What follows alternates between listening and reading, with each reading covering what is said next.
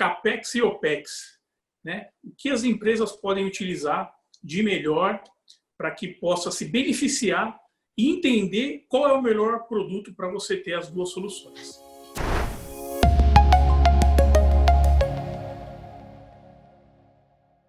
Bom, pessoal, nós estamos aqui mais uma vez com a Business Series, mais um episódio.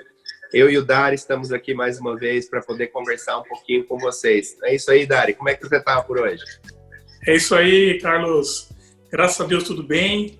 Hoje o tema está bem interessante, né, que pega um gancho um pouquinho da nossa última Business Series, que é sobre CAPEX e OPEX, né? O que as empresas podem utilizar de melhor para que possa se beneficiar e entender qual é o melhor produto para você ter as duas soluções. São duas palavras meio cabeludas aí, né? Bom, mas vamos começar. Aqui, como a gente brinca, né? Nós somos empresários, a gente não tem muito tempo para ficar perdendo, não. Então, conta pra gente aí um pouquinho, Dari. Qual é o significado das palavras e qual é a diferença entre uma e outra e, necessariamente, qual a aplicação nas empresas? Legal. O CAPEX, a gente acaba usando muito para a parte de capital, a parte de compra, realmente, né? Então, as empresas, ela acaba... tem muitas empresas que ela prefere ter o bem e ela gerir aquela manutenção, gerir a parte de instalação, gerir a parte de troca de peça ou não. Enfim, ela acaba criando um grande staff por trás que no OPEX, que a gente fala que é operacional, né, que é a alocação da operação, ela iria não ter essas pessoas, que já é um custo, né? A manutenção, que também é por conta de quem está alocando, e ao mesmo tempo ela teria um ganho de produtividade, porque não é o core dela certos equipamentos, né? Vamos dizer, um equipamento de aluguel de carros, vamos falar nisso, né? Compensa eu ter uma frota de 5, 10 ou 100, ou compensa eu alugar?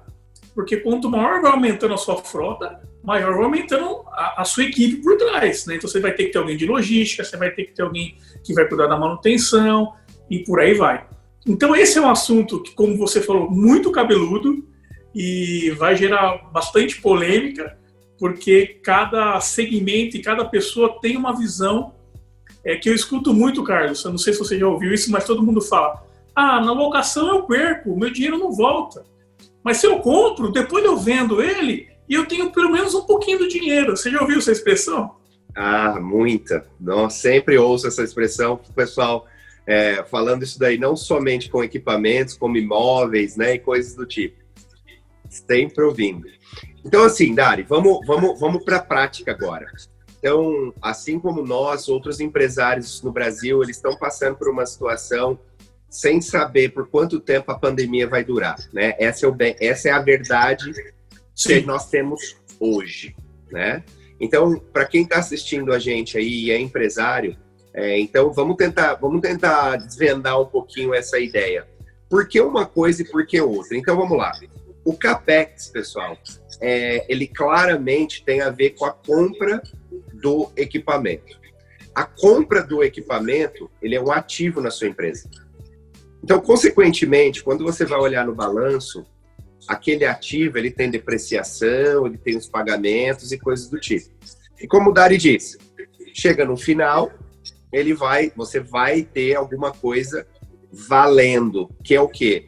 Contabilmente, provavelmente o produto vai valer zero, né? O equipamento vai valer zero, porque ele já foi depreciado, certo?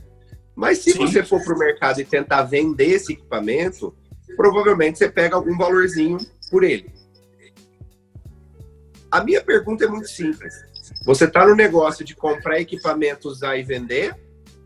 Ou você está no negócio de usar o equipamento para o fim, né, que é produzir alguma coisa, tá?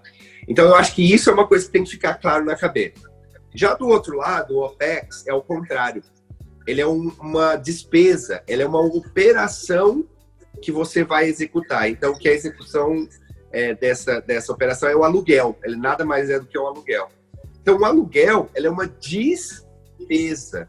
Nas suas demonstrações contábeis, ela não entra como ativo. Ela entra como uma despesa. Consequentemente, quando você faz a apuração para impostos, você vai ter o quê? Um valor de imposto menor, porque os impostos são em cima do quê? Das suas demonstrações contábeis. Perfeito. Tá? Então, eu não sei se eu deixei ainda mais claro, né, o que a gente está querendo dizer aqui. Mas assim, Dari, vamos começar agora. Eu acho que é legal a gente falar de algumas aplicações práticas, né? Qual tipo de equipamento que você tem visto o pessoal, principalmente tentando avaliar? O que vale mais a pena? Vale a pena eu comprar esse produto ou vale a pena eu alugar esse produto? Fala um pouquinho para a gente da sua experiência. Legal. Você comentou algo interessante aqui, né? Só vou pegar um ganchinho do que você falou, que eu marquei aqui, que é o seguinte: realmente o pessoal tem essa sensibilidade da compra, né? Que ela acha que ela vai vender depois que ela usar, e aí o empresário acaba esquecendo o tempo de vida daquele produto. Que é isso que eu vou pegar agora no que você comentou aqui, na prática mesmo, quais são os itens que eu visualizo que eu não compro, eu alugo, tá? E eu indicaria para amigos, para empresários. Tudo que é relacionado a TI, né? TI, o processo evolutivo é muito rápido. Então, hoje, a quantidade de máquina que você precisa ter, a velocidade cada vez mais dos softwares, a internet, o que as pessoas estão trazendo mais para o seu laptop, para o seu próprio tablet, que já está muito usual hoje, né, o tablet. Então, quando você tem a opção da locação, é muito mais fácil você pedir um upgrade. O que é o upgrade? É você falar, essa versão não está boa de máquina, eu quero outra. É só você ligar para o distribuidor e falar, amigo, qual que é a diferença você vai pagar mais R$100? Ok, eu quero fazer a substituição. E o mais legal na área de TI, quando você aluga o serviço também, o SLA, né? Que é o nível de atendimento, da velocidade de atendimento. Tem vários tipos de níveis de SLA. Então, fica muito interessante isso, baseado na manutenção, que já está incluso, na troca e substituição, e, ao mesmo tempo, na rapidez de crescimento do seu negócio. Porque se o seu negócio está crescendo, você vai alugando. É uma sanfona. Pô, chegou a crise, o que você podia fazer? Você podia também diminuir os equipamentos que você tem. E isso que você falou agora, Dari, é absolutamente fundamental. Eu acho que, assim, a gente recebeu algumas perguntas durante a semana, né? Antes da gente tá fazendo aqui o episódio. E as principais perguntas eram relacionadas a isso, né? Mas com a questão do aluguel, será que eu consigo aumentar, se a minha produção aumentar, mas será que eu consigo diminuir também? Né? Então é fundamental essa questão do pessoal perceber que quando você está alugando e dentro do contrato que você tem com o fornecedor, você tem algumas regras do jogo, né? E o principal de você avaliar nesse momento é exatamente saber o quê? Poxa, eu precisei colocar meus funcionários de férias, eu diminuí o meu faturamento por causa da pandemia, então eu tive que diminuir a quantidade de produção, eu tive que... Numa condição onde você comprou o equipamento, né, você Sim. absolutamente está com o capital parado. É isso aí. Acho que a palavra capital aqui, ela começa a se tornar extremamente interessante, né?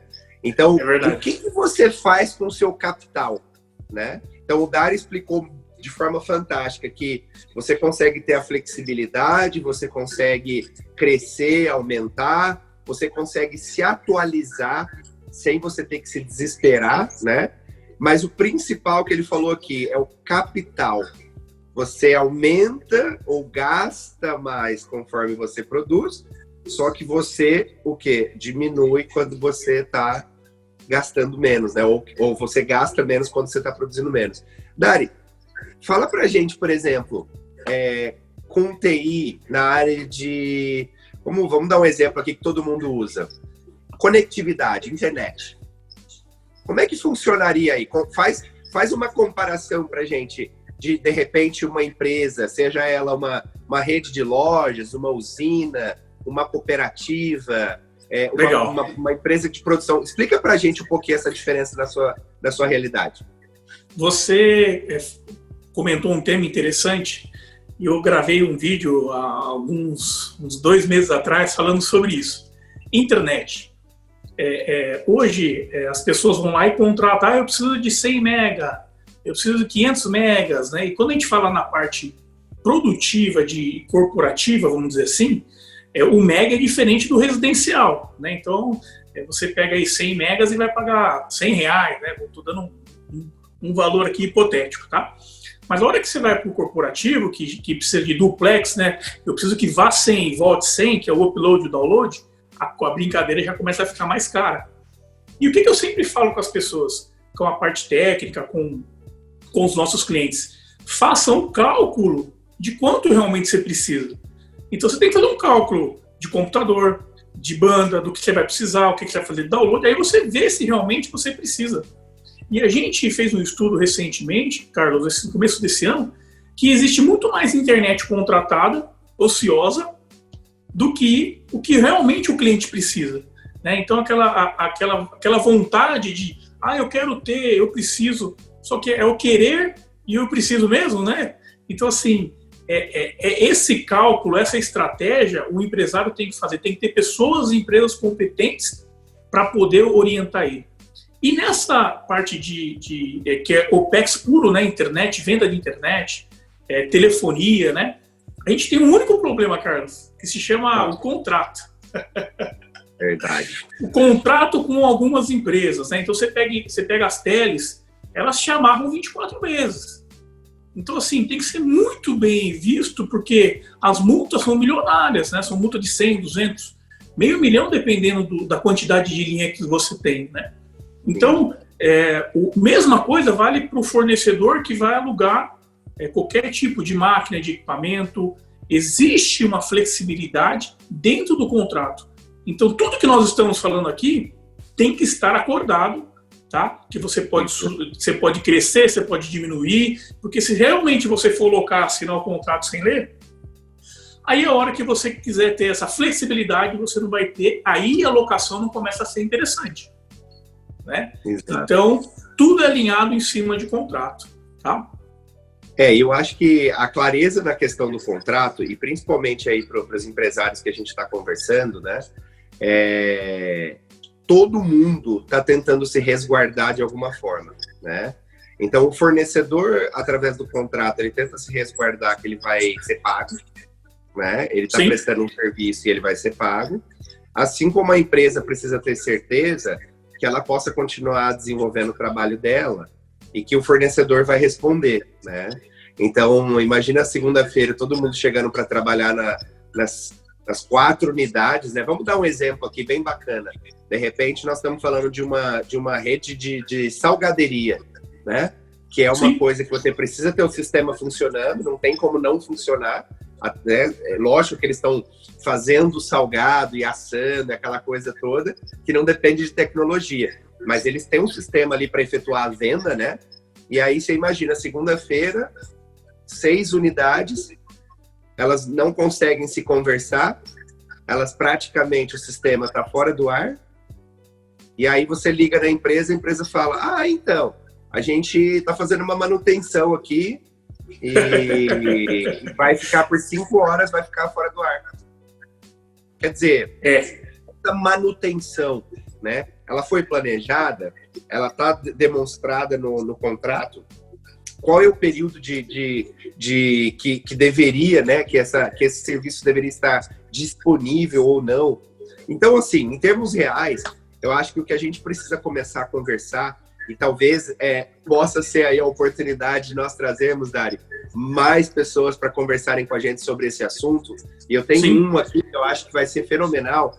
Um grande amigo meu, Marcelo Botelho, ele é professor da USP, em Ribeirão Preto, e eu tenho quase convicção que ele seria uma pessoa muito bacana para a gente conversar sobre isso. Legal. Logicamente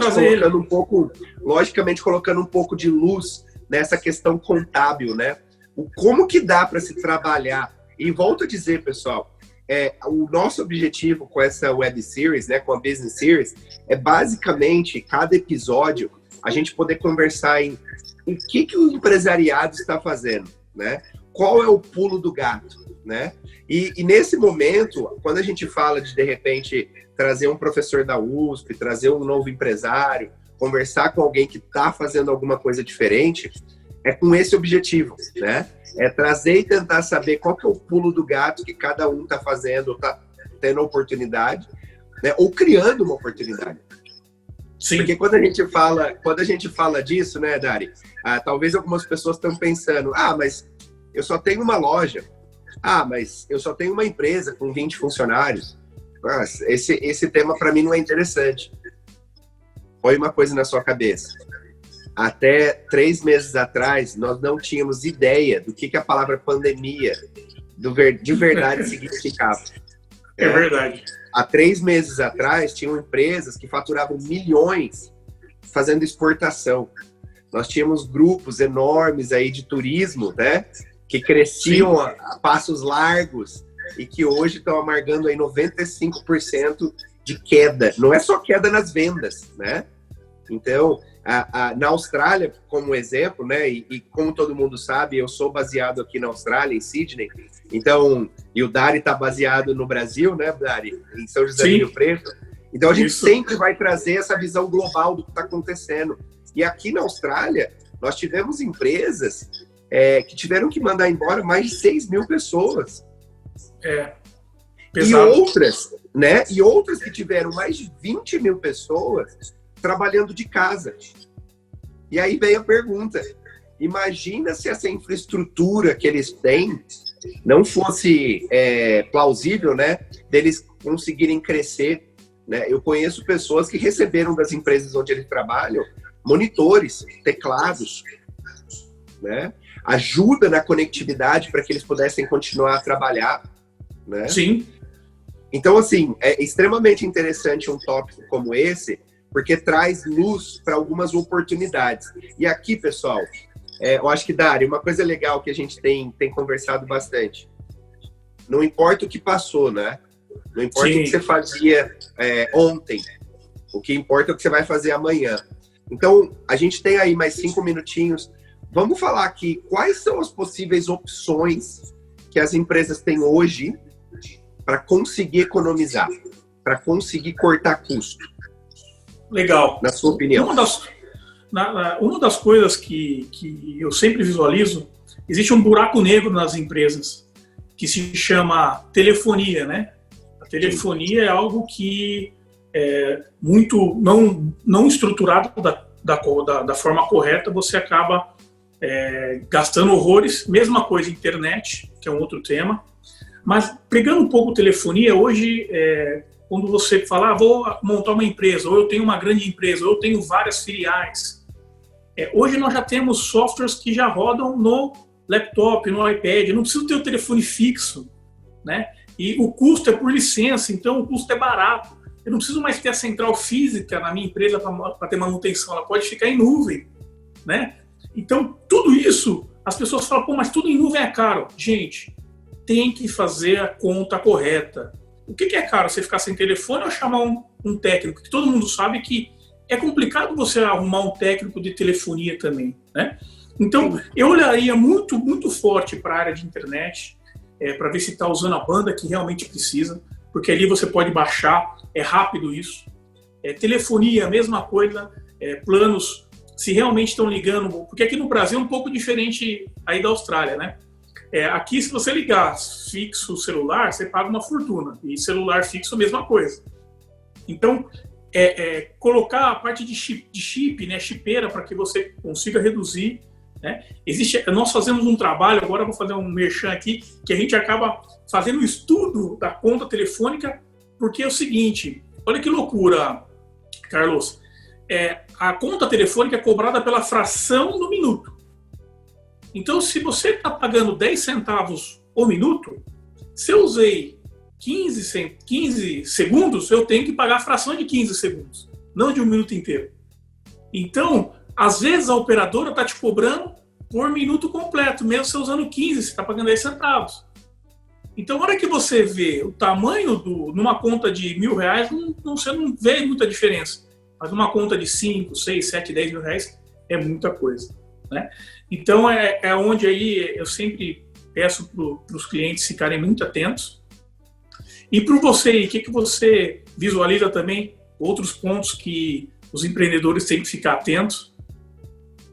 Uma coisa que eu particularmente venho percebendo aqui, que é uma coisa que o pessoal tem feito bastante, é exatamente relacionado a essa... Eu não vou chamar de consultoria, porque consultoria é uma coisa muito grande, mas é essa questão da análise. Eu concordo plenamente com você. Aqui na Austrália, a gente tem passado por uma situação muito parecida com a do Brasil, né? Assim como outros países. Então, o que a gente tem percebido, eu particularmente nos últimos 2 meses, a gente tem percebido o seguinte: será que a gente conhece realmente os nossos números? Sim. Será que a gente sabe quanto que nós estamos gastando? Como você acabou de dizer, será que a gente sabe quanto nós estamos gastando com telefonia? Será que eu sei quanto eu gasto para fazer o monitoramento, por exemplo, da minha frota de veículos? Perfeito. Será que eu gasto menos ou será que eu gasto mais? Será que se eu tenho funcionários fazendo isso com equipamento, é melhor? Ou será que é melhor alugar o equipamento e uma empresa que, na real, faça essa análise para mim? Né? Outra coisa que eu tenho percebido bastante será que eu estou fazendo teste suficiente? Será que eu estou começando a me questionar como empreendedor? Né? Eu acho que esse momento que a gente está vivendo também é um momento de reflexão para a gente como empresário, né? Concordo. Será que quando alguém fala para você, poxa, mas os últimos 10 anos você tem gasto mais do que o que você precisa de internet? O cara vai ficar defensivo e vai falar, nossa, não, mas espera aí, como assim? Não, pessoal, aqui, assim como no Brasil, em qualquer outro país, a gente está passando por uma situação de análise, uma situação de reflexão, onde a gente consegue saber, Dari, se eu consigo uma pessoa que vem até a minha empresa, consegue fazer eu economizar $100 mil por ano e me pede, por exemplo, 20% desse valor para poder me ajudar, cara... A gente paga sorrindo. Entende? É assim, eu acho que a questão não é mais você sabe tudo, né? Sim. A questão não é mais simplesmente, porque o meu colega faz assim. Não, a questão agora é o que me ajuda? O que ajuda a minha empresa? Né? O que de fato faz com que eu consiga enfrentar os próximos momentos aí, né? Os próximos capítulos da história que estão praticamente sendo escritos? Como é que eu consigo enfrentar isso daí? Né? Então, assim, eu acho que é bem bacana. Esse tema de hoje, para mim, foi muito legal, Dari. Foi. Eu tenho uma coisa aqui, que eu queria falar. Claro. Eu queria falar uma coisa que você falou um pouquinho lá atrás, que da parte do OPEX, que a importância da redundância.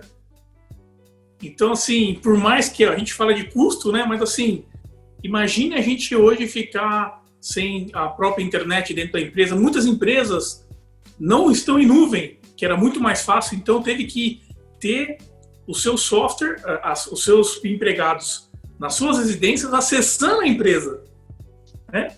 Então, assim, quantas vezes eu falava para os nossos clientes, você tem que ter redundância. Mas nunca vai acontecer nada. E realmente, às vezes acontece, às vezes não acontecia, né? Mas esse plano de contingência, para alguns pontos, o cliente ele vai ter que ter lá um stand-by, né? Ele vai ter que ter alguma coisinha parada para que se um dia ele precisar, ele possa assumir. Algo aconteça aqui. Exato. Isso. Eu acho que isso vai começar também aos empresários entenderem que isso é para tudo, tá? Só dei um exemplo de internet, mas pode ser para outras coisas, né? Que é crucial para o seu negócio. Tá? Por exemplo, ter um gerador, né? Um gerador de energia para quem que não pode parar, enfim, pequenas coisas que eu creio que essa redundância aí faz parte do processo. Não, eu concordo plenamente com você. E, assim, algumas pessoas se perguntam, né? Mas agora todo mundo está falando disso. Pessoal, eu e o Dari, em 2001, quando aconteceu, né, a queda do World Trade Center nos Estados Unidos, sim, nós já trabalhávamos com isso.